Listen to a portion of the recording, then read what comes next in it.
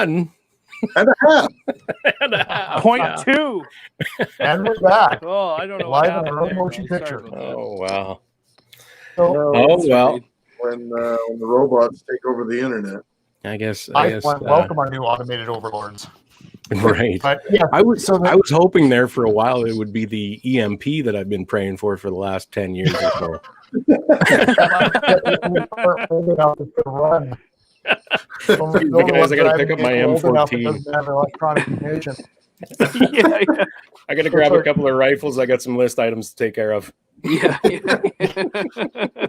Well, when COVID hit, my son's a cop, and he's like, "You're almost happy this is happening." I'm like, Yes. no, son, no. I might be prepared for that.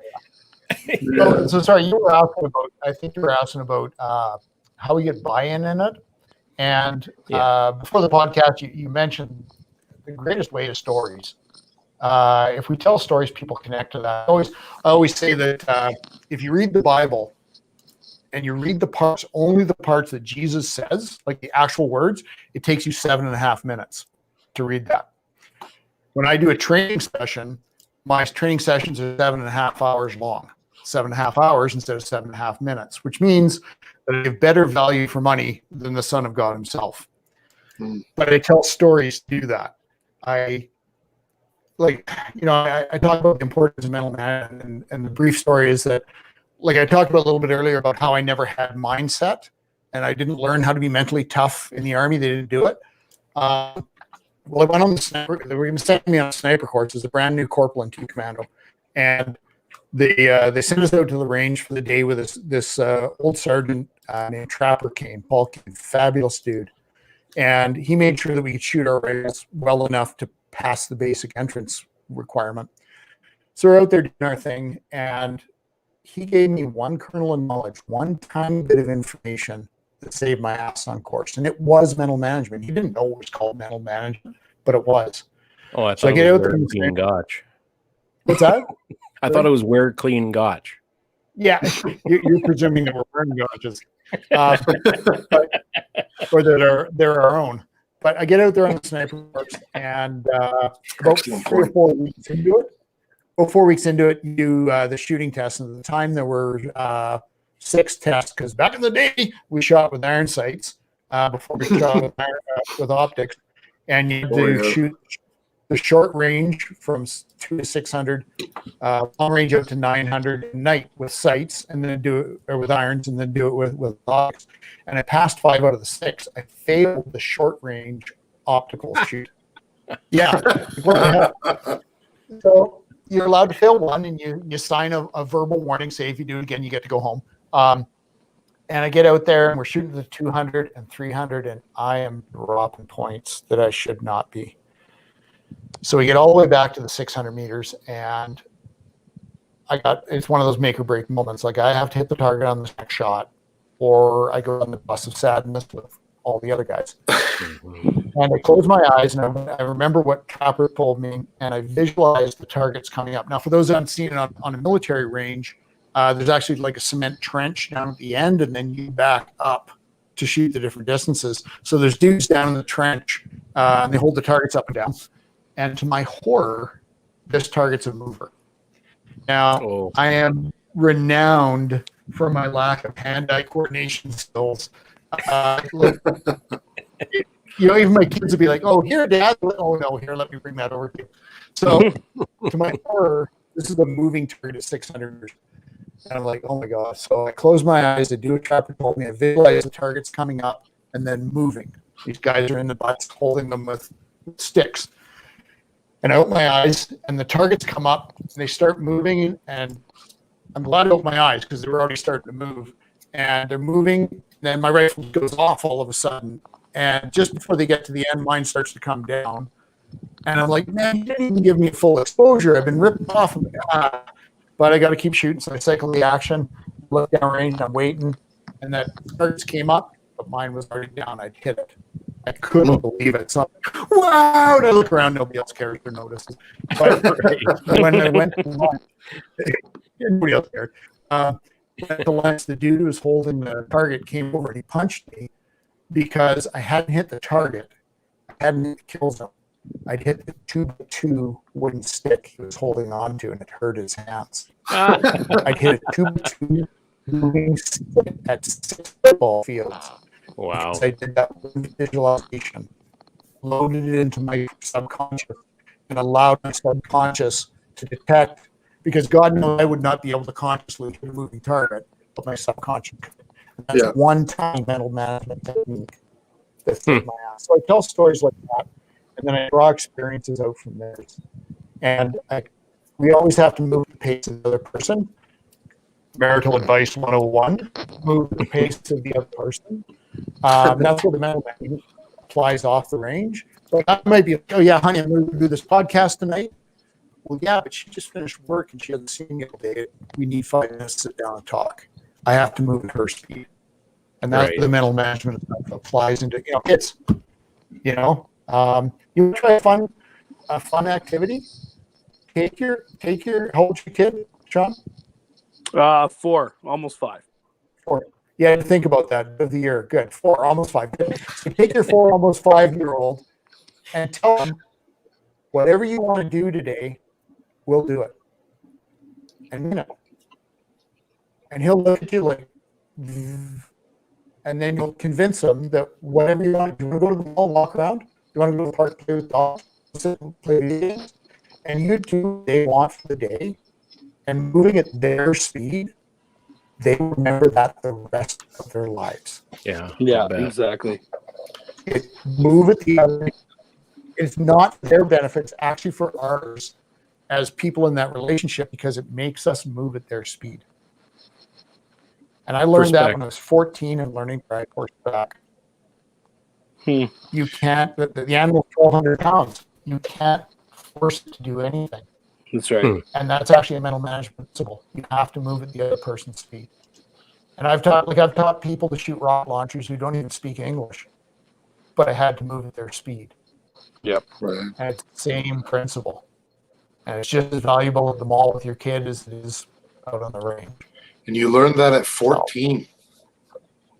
Well, I learned that mental management technique. I didn't know it was called mental management, but I learned with horses that for a young guy, because like the story you were telling earlier, we're all like,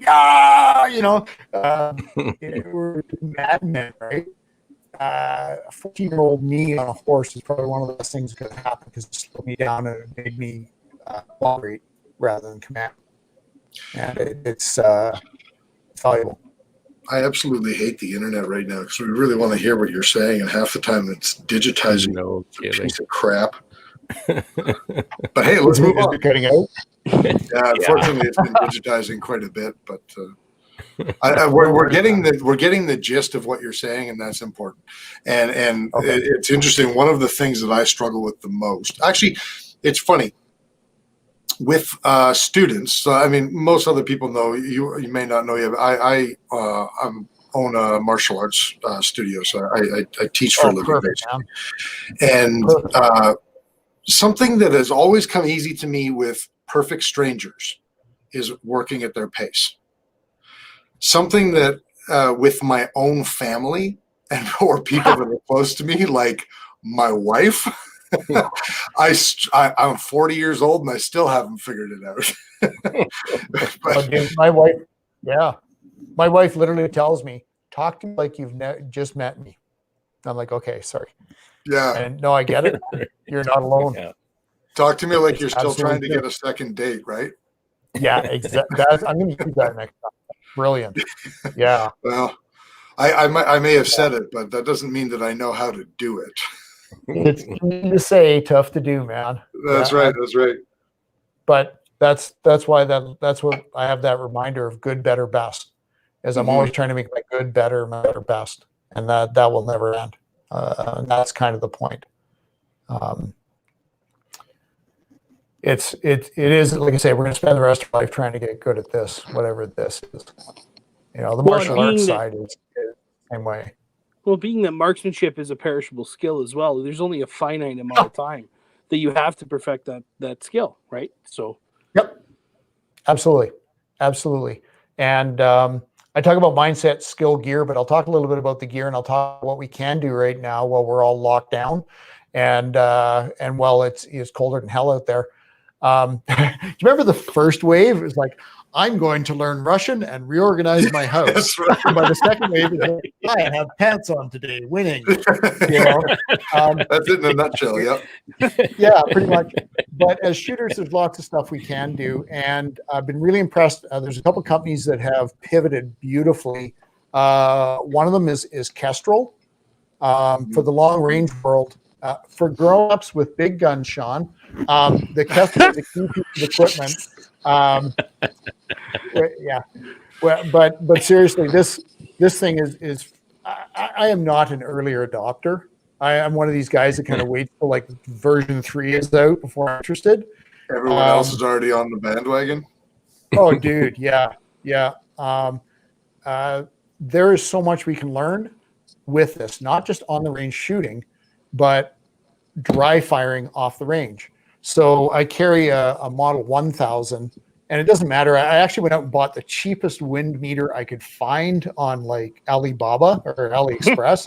It's $12, and it tells me the wind speed exactly the same as this thing. It's like $900. And what I do with my cheap version is it lives in my pocket, and when I take the dog for a walk, or when I walk from the vehicle to the groceries, or even when I look outside, I'll look at the wind and the appearance method, and I'll go, that looks like about 4 miles an hour. Oh, that's 5. Okay, that's 5. And just like dry firing, within about, I give training, but I also give homework. Training is like takes place under a instructor, like, Chris, there's a plan and there's goals and there's things, but really all you're teaching in training, you don't learn anything. You're teaching people what and how to practice. Yep. And it's in practice that we internalize those skills. And how well we practice determines how well we do those skills. I mean, Chris, there's people who come to the dojo like once a week and that's it. And they're going to progress. But then there's those people who are there like before you're even open on the days that you don't have classes, Sunday fun day, they want to roll on the mats or punch bags or whatever. Yeah. And they progress. Holiday, hey, are we going to do an open mat? Yeah. Yeah. And this is one of the ways right now that we can dry fire.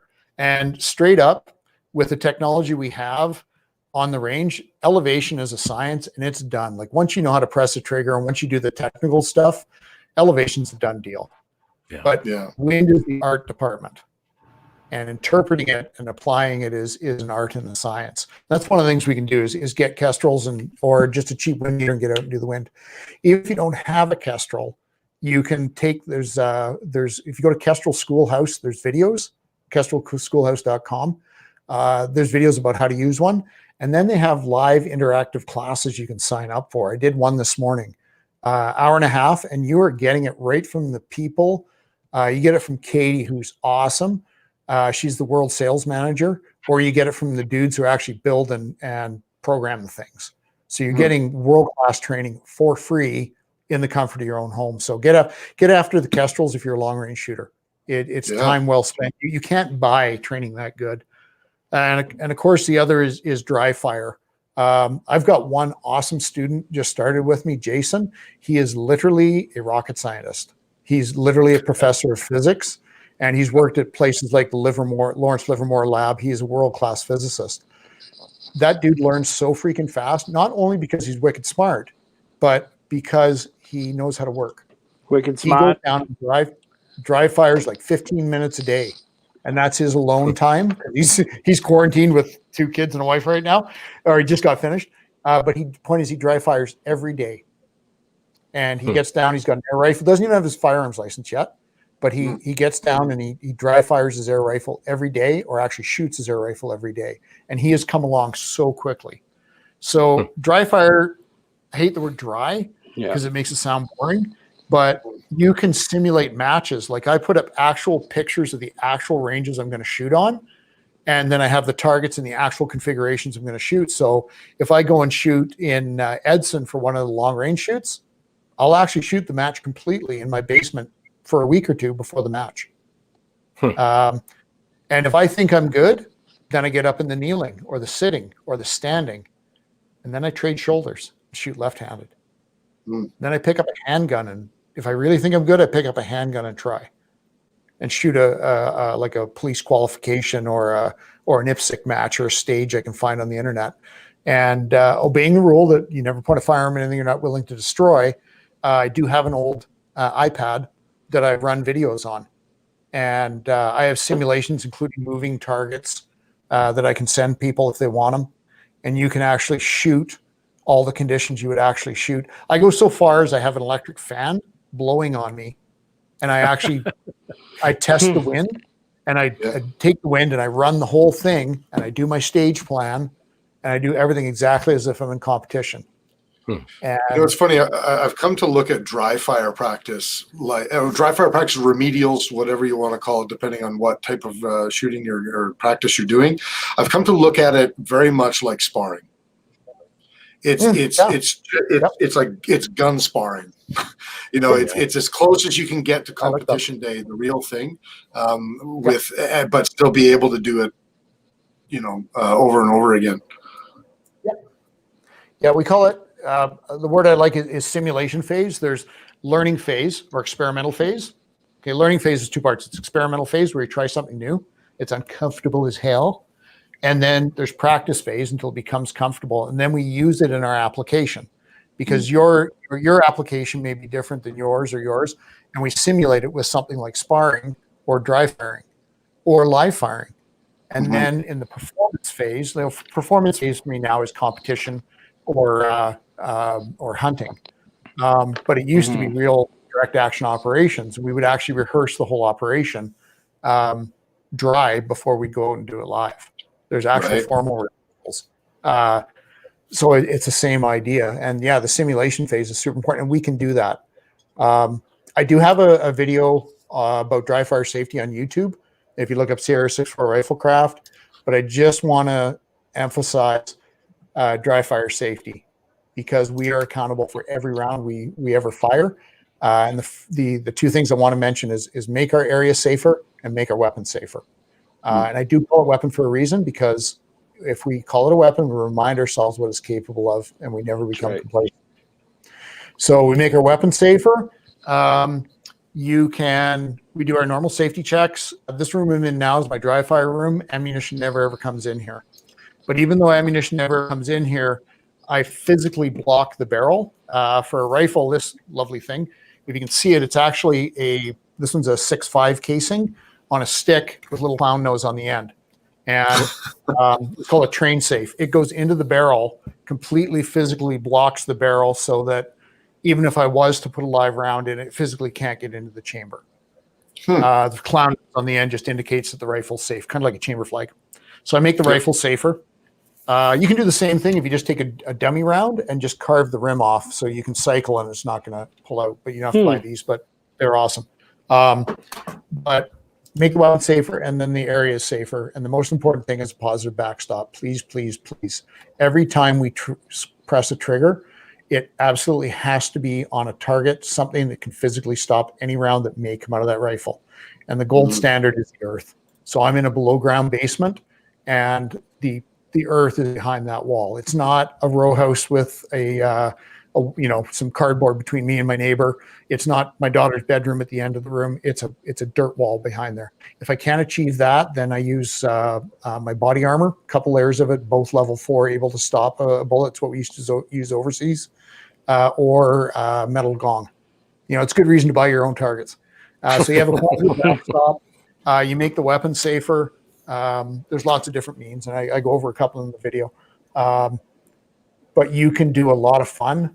And if you think that it's getting a bit dry, get one of your buddies on a Zoom call and get them to coach you and coach them back and throw in a bit of heckling. Make it fun. It's gotta be fun, You call that a trigger press? Well, the safety tips especially seem very poignant. We've all seen those compilation videos on YouTube of people who thought that their guns were unloaded, right? Dude, yeah. And if you think we can't have a negligent discharge, we're already halfway. That's what they thought. Yeah, we're already halfway there, man. Yeah. So, safety first and always, man. Yep. Yeah, Wow. We could have you talk to us all day. This is amazing. I'm just I sitting here love it, just man. absorbing, right?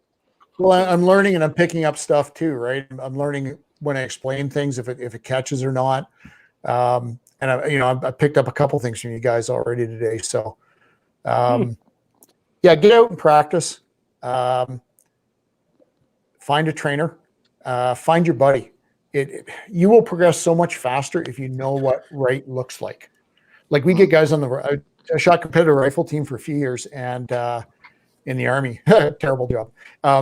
But we would have guys come on and they'd be like brand new in their first year. And they'd be like, okay, dude, we're going to the civvy shoot. Do not tell them how long you've been shooting because they won't believe you. Because those guys would progress so much faster in like 6 months.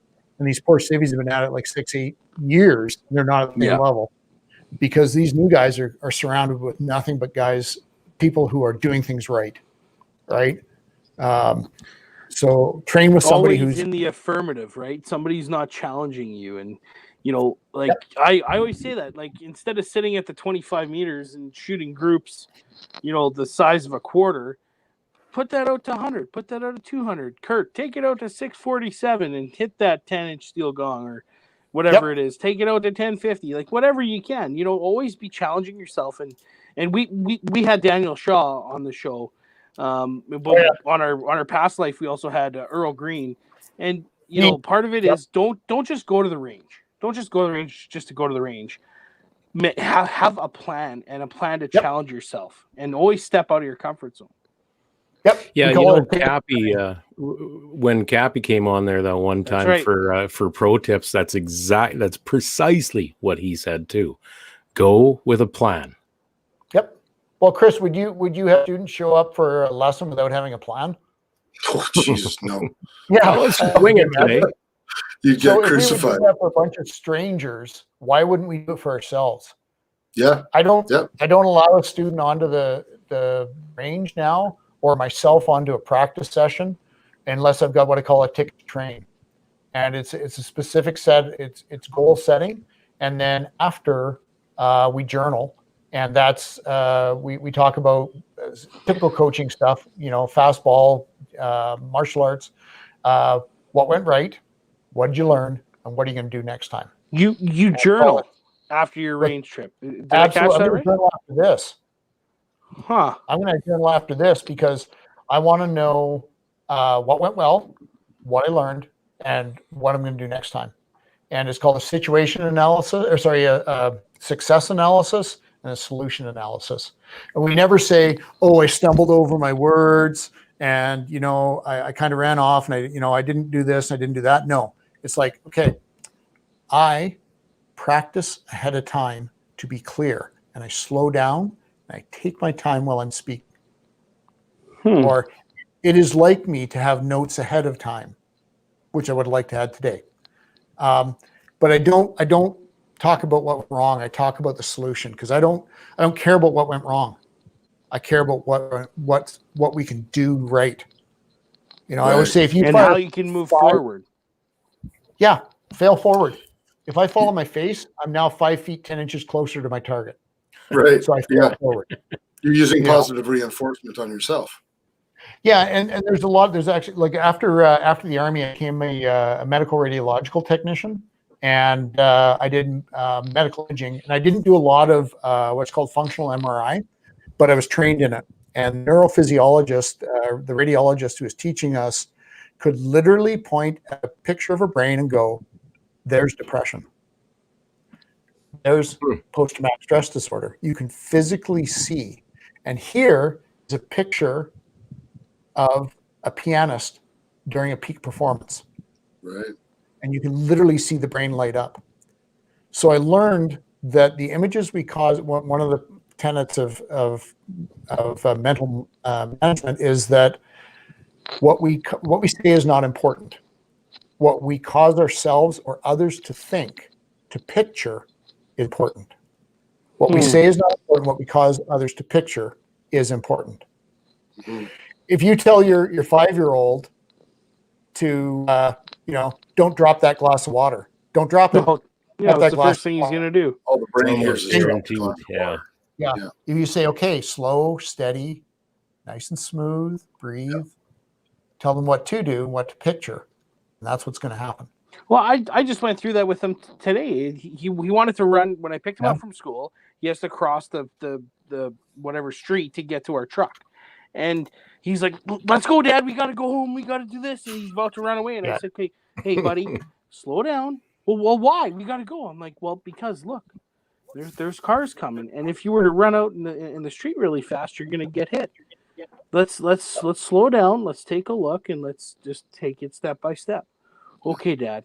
Let's just kind of calm down and get going. So it's sort of similar, not really, but that's what I bring it to. Pretty tough for Connor to slow down, though. Hey? That's beautiful.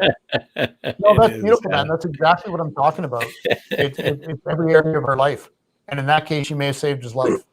So, Ben, do you know who Julie Golob is? Sorry, say the name again? Julie Golob. She was Team Smith & Wesson pro shooter for a while, Team Frankie. She used to shoot on the Army marksmanship team in the United States. That's where I go from. Yeah.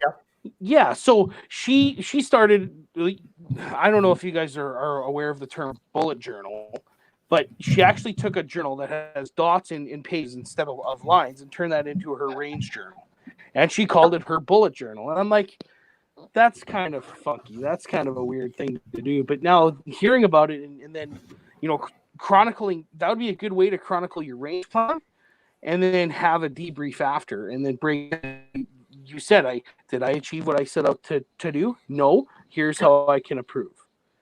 Well, how do you know when you're done if you don't have a goal? How do you know when your range session's over? Exactly. If you don't have a goal, Just but whenever you feel like it. Yeah. When I run out of ammo, usually. But no, all these, like I say, these things are not unique to mental management, but it's a way. I always say it's just a way of doing things, not the way of doing things. And a bullet journal. One of my mentors, longtime rifle shooter, Steve Birch, he has a book on marksmanship, but in the back there's about 40 empty pages, and that's for notes.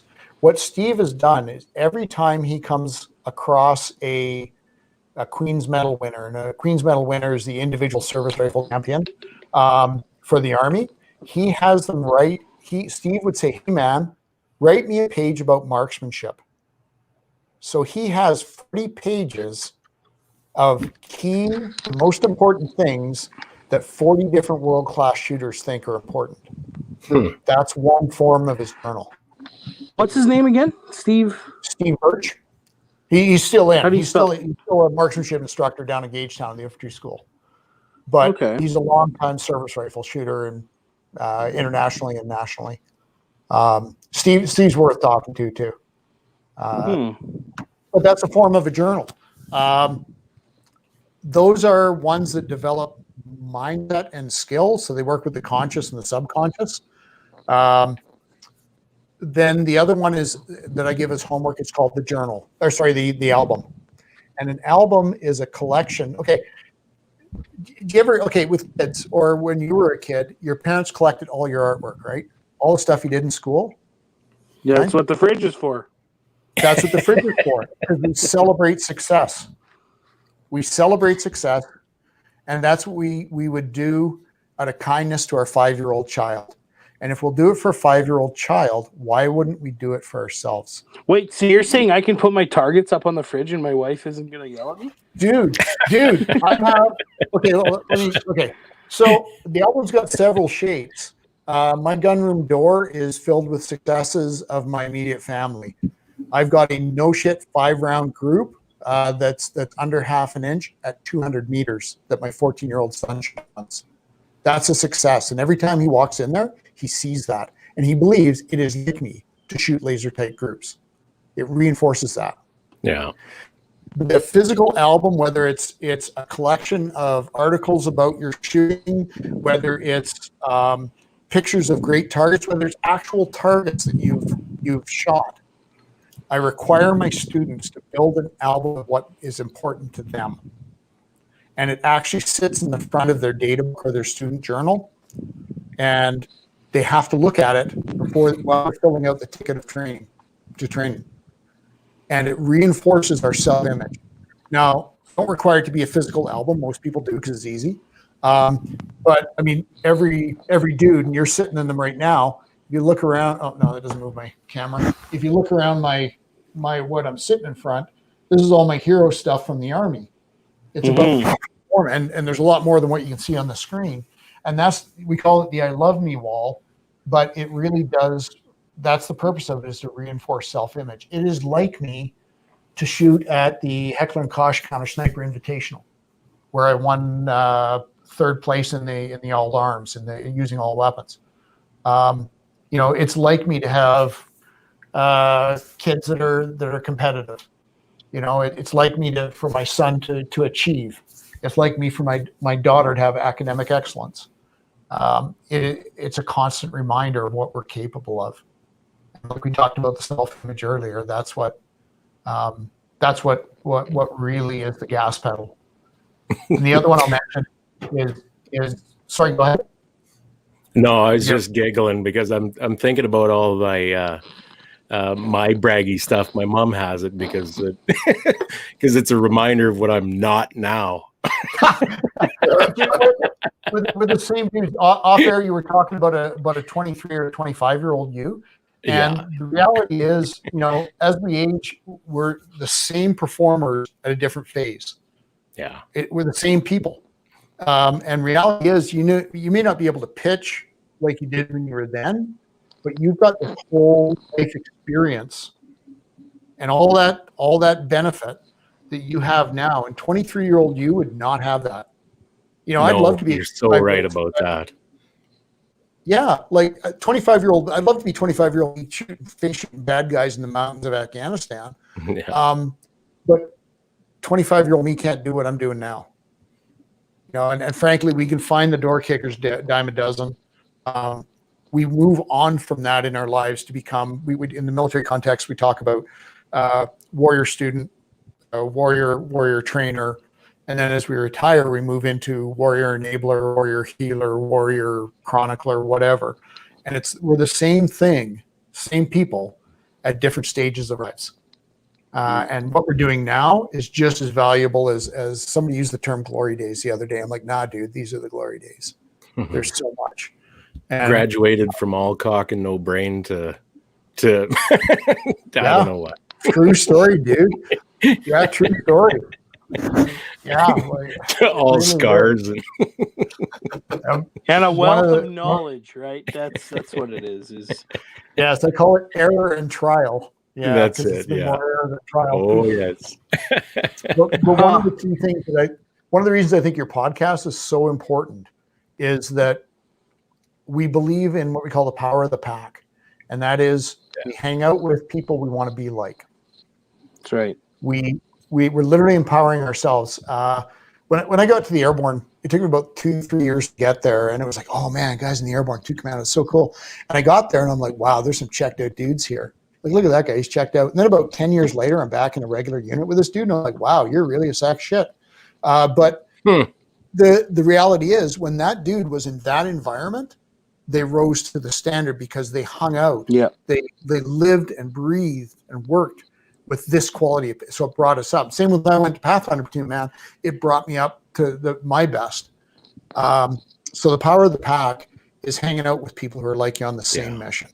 That's right. It's guys like you. It's guys like Steve at EM Precision. Steve does, shameless plug, and I believe I work with EM Precision because I believe in their product and believe in what they're doing. And I know that their product and their Robot Ben is back. Yeah, that's okay. Shooting Steve's rifles, shooting EM Precision rifles. Sorry, we lost you for the majority of that. I think we've actually got you completely lost right now.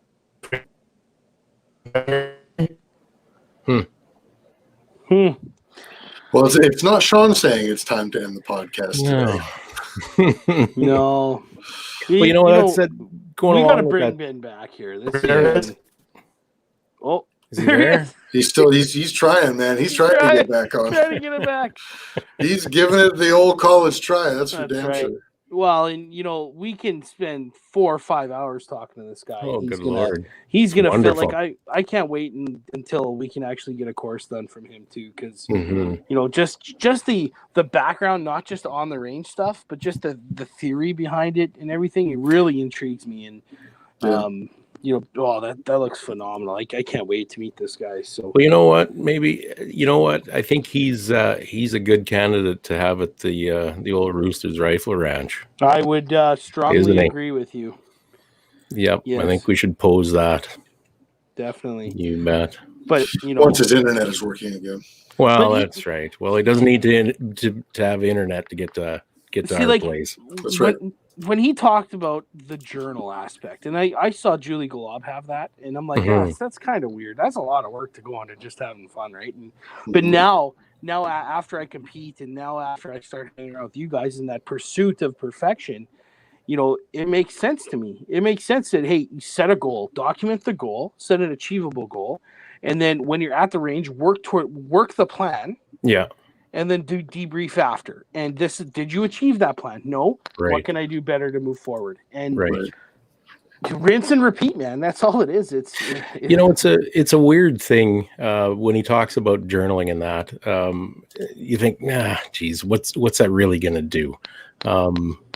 But I could see the benefits, and it seems like such a pain in the ass because all you want to do is pack up and go home and throw those cases in the tumbler and get ready for the next one or whatever. Yeah. And it's odd why we do things the way we do them, because damn well you forget things from range trip to range trip. And it's just the same with reloading. You put a bunch of cartridges in a case and you're at a certain stage in reloading, but you don't put a note in there. And I've started doing this lately, just to remind yourself, okay, this was, not really a goal with that, but it is kind of, this is where you were going with that. And this is where you need to pick up to progress from there. Yeah, and to add to that, I think just by the act of writing it down, we'll have it sink into your brain as well. Because it's one thing to think that whatever theory is, or what, like, this is my plan, this is what I'm going to do at the range today. But if you write it down, there's some subconscious voodoo going on there that's going to make you think, hey, now this is going to hold me to account to this, or it's going to help add to that aspect of it. And then, like you said, Kurt, you can always go back when you're at the range. Okay, what do I got to do next? What do I got to do here? What was that date again? What did I do 3 weeks ago? Because Joe Blow just asked me. You can always go back and have that as almost a reference guide, right? So anyway. Yeah, for sure. If it's there, if it's there written down, and you can always reference it later and analyze that. But you try and dig back into the library of your mind, you might not find that particular entry, I think, to really take a breath with it and analyze that. Like, where the hell was I going? What was I doing? What was I trying to achieve? Whenever I try to go back into the annals of my mind to figure that stuff out, I usually just find old Meow Mix commercials. And then I have an involuntary seizure. And I'm just like, oh shit, Bacon? Wrong part of my mind. Something Ben said a while back kind of struck me, and it I don't know, it's Jordan Peterson's 8th rule or some darn thing that he talks. What's that? Sorry. He only has Can you guys hear me now? There we go, Ben. There you go. Right on. We're back. Oh, sort of. I've got you, Chris. I don't. Yeah. Jordan Peterson talks about, like, he uses the analogy of care for a dog. Your dog gets sick or whatever, and you damn well take care of that dog. You take him to the vet, and he gives you medication for that dog. You give that fucking dog medication every day religiously. You still got me, Chris? Sort of, Ben. You're cutting in and out there. Are you hearing? Are you able to hear Kurt or Sean? No, I don't hear you. Oh shit! Damn it. Well, you know what? I get you back, Ben. Kurt is saying. what this tells basically me, what they've been saying for the last couple of minutes since you've been gone, if I were to sum it up in one sentence, it was basically like meow meow meow meow meow meow meow meow. No, Oh, ears crossed. Oh, no. that was definitely not it. Well, since we're having so many technical difficulties, I just want to say shout out to the 15, 20 or so that have been sticking with us here throughout this. This has been great. We've gone a little over tonight, and massive shout out to Ben here for trying to stick with us. And you know, it's not our fault that StreamYard decided to shit the bed tonight. So, but no, shout out to Ben. Sierra64riflecraft.com, I believe, is the website. He's also We on have to have Facebook. him back. Yeah. We'll send him some better internet and have him back. I think we just Send get him him out to some our Starlink. place and Just do a live on Record location. absolutely. There you go. Yeah. So Sierra64.com. Yeah, you betcha. Yep. Anytime. So, and because he does one-on-one stuff too, don't be afraid to reach out to him and ask. You know, he's more than accommodating it. In fact, I just picked up a used Kestrel from a guy on Gun Nuts, and I said to Ben, I'm like, did I just waste my money? And he's like, fuck no, just send it to me. I'll update it for you and I'll send it back and let I think it's Sierra64.com. You betcha. Sorry, he's correcting us on the website. It's Sierra64.com. Yeah, no, absolutely. It's Sierra64Riflecraft at Gmail. Yes, I wish I had a shorter email address, but you hit me up on Facebook or on Gmail. You know, if I don't know the answer to your shooting or management related question, I'll find somebody who does. You bet. There and will help you get better. I think what he was saying there was inviting people to send him your shooting related questions to his email address. Unfortunately, kind of cut off after that. Yeah. Damn it. So Sierra64.com. This is awesome. Man, Ben, your internet is trying so hard. It is failing. Going up that hill. Hard. I can do it. We're getting just like unfortunately that's all we're getting. I hope he can still hear me, otherwise I'm just talking like guys for no reason. So Thursday night for the follow-up? What is going on? Okay, on that note, shout out to yeah, exactly. So apologies to Wes Stevens, we ran out of time for you this week. And shout out to John Johnson and his band, the Dirt Road Scholars. And check out this awesome outro. Later.